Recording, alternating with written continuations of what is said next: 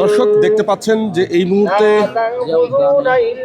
বিএনপির মহাসচিব মির্জা ফখরুল ইসলাম আলমগীর এবং যুগ্ম মহাসচিব রুহুল কবির রিজভী সহ বিএনপি নেতারা, বিশেষ করে শহীদুজ্জামান চৌধুরী অ্যানি, সালাউদ্দিন ইসলাম টুকু এবং ঢাকা মহানগরের উত্তরের আহ্বায়ক, উত্তর বিএনপির আহ্বায়ক আমিনুল ইসলাম, তিনি কিন্তু এই জায়গাটিতে অপেক্ষা করছেন।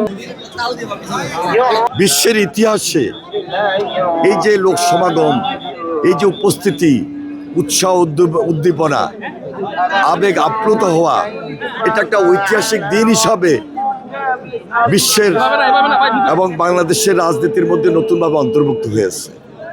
তার বক্তব্য, তার কথা এবং ওনার যে এই যে বক্তব্যের মধ্য দিয়ে জাতির সামনে কথাগুলো বলা বিশ্লেষণ ধরবে এবং বিশ্লেষণ করার মতো অনেক কিছু রয়েছে।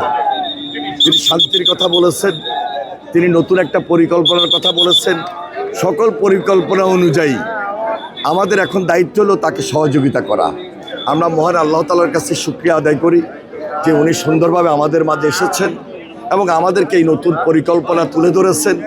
পাশাপাশি দেশনেত্রী বেগম খালেদা জিয়া খুবই অসুস্থ, ওনার জন্য আমরা বিশেষভাবে দোয়া করব যেন উনি আমাদেরকে পরামর্শ দেন। ধন্যবাদ সবাই। বিশেষ করে একটু পরেই এই জায়গাটিতে তারেক রহমান, বিএনপির ভারপ্রাপ্ত চেয়ারম্যান, তিনি আসবেন তার বাবার কবর জিয়ারত করতে।